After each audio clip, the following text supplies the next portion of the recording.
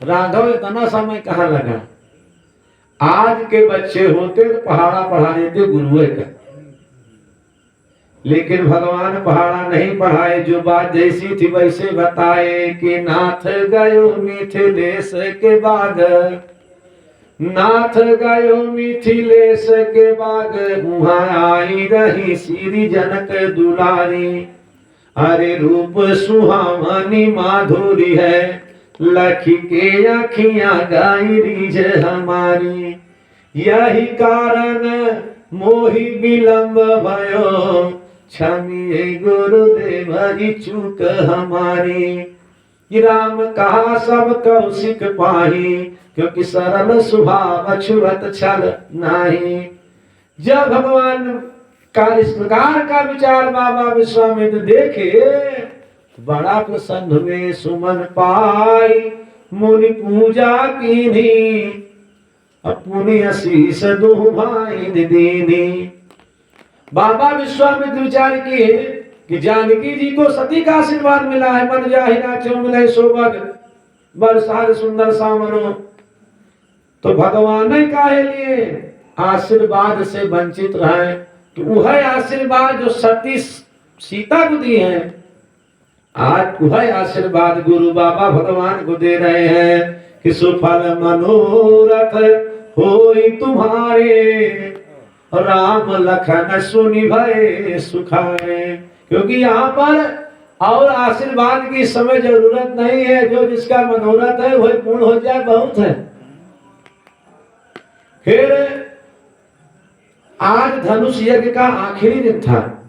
गुरु बाबा के साथ भगवान राम और लक्ष्मण जाते हैं, तो सब मंचन ते मंच एक सुंदर विशद विशाल, अमुनि समेत तह बंधु दो बैठा रे महिपाल।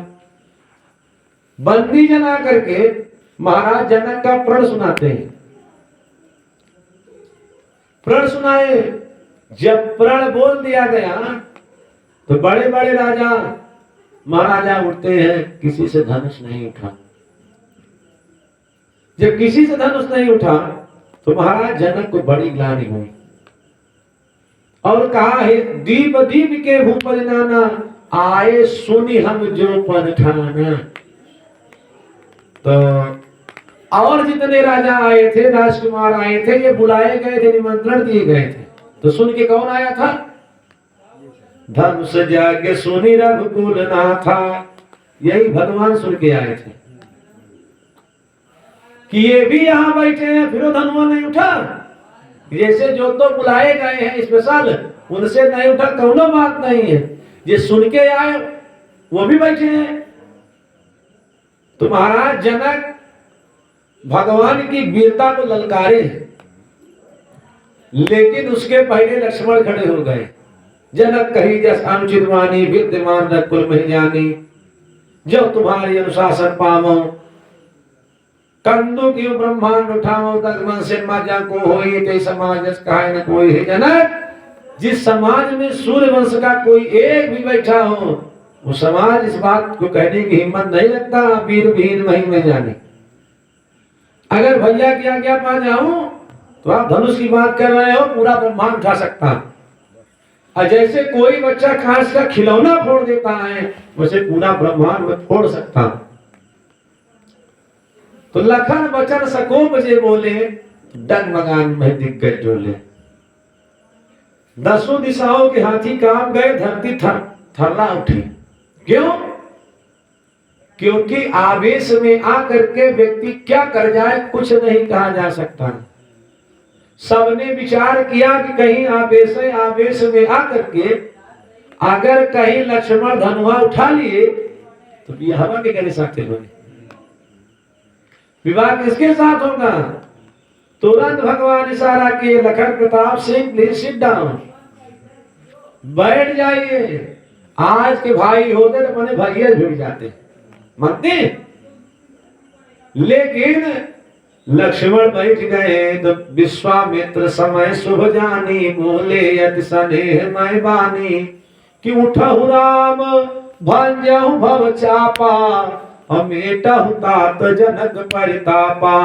काहे राघव, अब समय आ गया है, जाकर के धनुआ तोड़ दो और महाराज जनक का संकट समाप्त करो।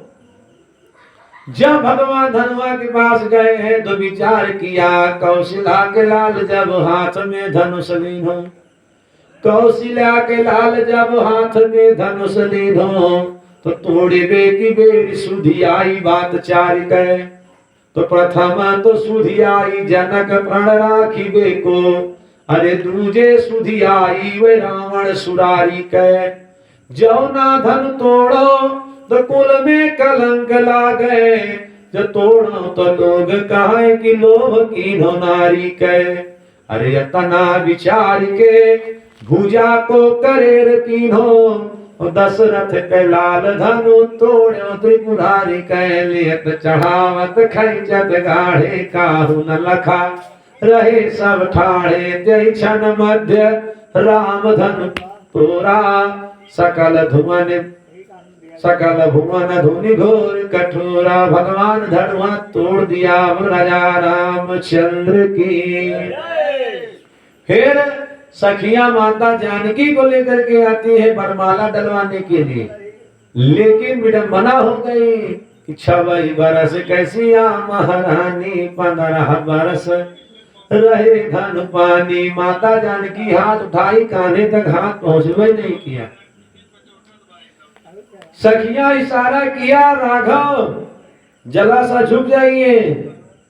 लक्ष्मण इशारा किए, भैया जो दामाद ससुराल में एक बार झुकता है उसे सारी जिंदगी झुकना पड़ता है, इसलिए कम से कम आज तो न झुको। सखिया कह रही है श्रीमान जी झुक जाइए, श्रीमान जी और सीधे हो रहे हैं। तो सखिया लक्ष्मण से कही, लक्ष्मण अगर झुकेंगे नहीं दुल्हन लेके लौट जा, धनुआ तोड़े खड़ा नहीं है।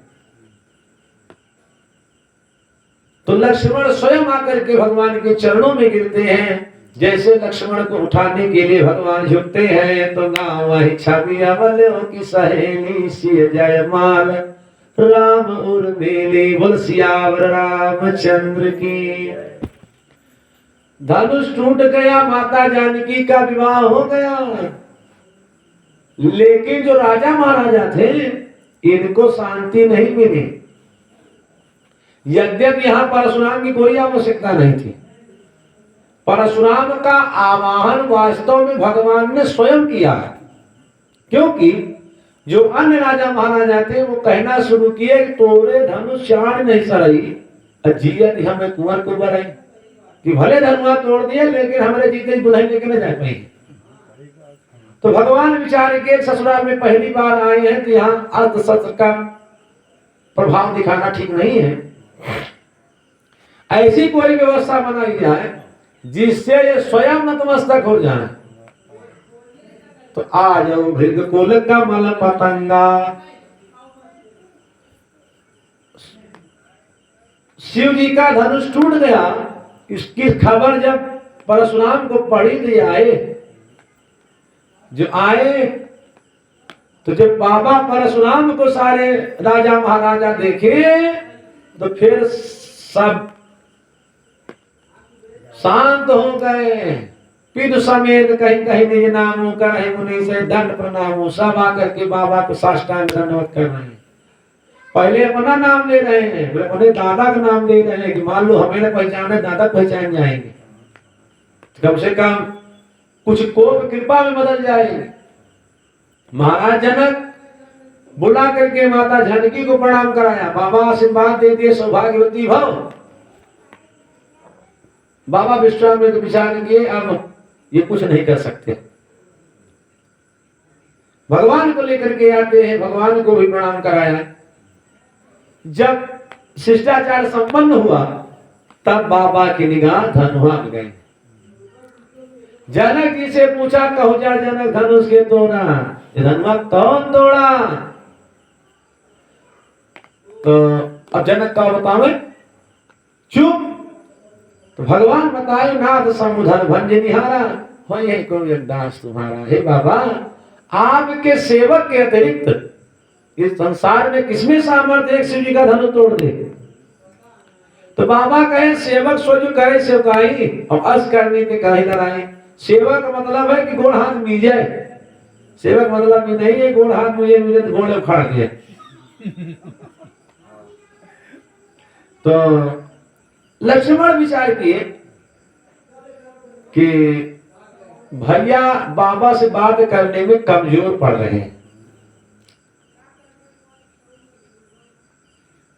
और जब तक प्रतिद्वंदी मजबूत ना हो तब तक बहस में आनंद नहीं आता है। तो लक्ष्मण कहे भैया थोड़ा बगल होइए तो हम देखें इनसे बात करें। लक्ष्मण आए कहे बाबा धनुआ धनुआ धनुआ धनुआ, जब से आए धनुए रख लगाए बहु धनु ही तोरी लड़काई कब हमने ऐसे किए गोसाई बहुत धनु ही तोड़े कहो तो ऐसा गुस्सा नहीं किए, यही धन पर ममता के है तू, आखिर ये पुराने धनुष के ऊपर इतना मोह क्यों है। बाबा की आंख लाल पीली हो गई। कहे लक्ष्मण तो हमें क्या समझ रहे हो, भंडारा वाले बाबा हैं, यज्ञ वाले बाबा हैं? अरे हम वो बाबा नहीं है, हम वो बाबा हैं जो 21 बार धरती को क्षत्रियों से भी किए हैं। लक्ष्मण कहे बाबा सूर समर करनी करे कहीं न नाम भैया, जो वीर होते हैं अपना पराक्रम मैदान में दिखाते हैं, अपने मुझे अपनी प्रशंसा नहीं करते हैं। तब तो बाबा के आंख और लाल हो गए। सारे राजा महाराजा सारी प्रजा परेशान है कि ये बालक तो राजकुमार क्या हो गया है जो बाबा से टक्कर ले रहा है। अरे बाबा खतरा वाले हैं, तो इनसे दूरी बनानी चाहिए, ये तो इनसे भिड़ रहा है। लक्ष्मण कहे बाबा एक बात बताइए, मान लीजिए आप कह रहे हैं हमारे भैया धनुआ तोड़े, इतना पूरा समाज बैठा है, कोई एक बता दे कि हमारा भैया धनुआ तोड़े। अरे चौपाई साफ साफ कह रही है ले त चढ़ावत खैचत गाढ़े काहू न लखा रहे सब ठाढ़े। तो कोई देखा होगा तब बताएगा ना, कोई देखबे नहीं किया कौन बताएगा। कहे बाबा वास्तव में धनुआ पहले से टूटा था, हमारे भैया गलती खा लिए तने है धनुआ छू दिए, छूने गलती है, छूने का दोष लगा। बाबा का क्रोध 7वें आसमान पे हो गया। कहे विश्वामित्र इस बालक को समझाओ नहीं तो हमारे फरसे के त्रास बन जाएगा। भगवान विचार किए किसी संत ब्राह्मण से उतनी ही जमाल लड़ानी चाहिए जितने से मर्यादा नष्ट न हो। तो भगवान लक्ष्मण को कहा कि आप शांत रहो। भगवान स्वयं सामने आए, कहे कि बालक बर्वर एक स्वभाव इन्हें शांत विदुर से कहा। हे बाबा मान लो बच्चा अगर दांत काट लिया तो क्या करोगे, बहुत ज्यादा हल्का चट्टा मारोगे, जान से जान थोड़ी लोगे। आप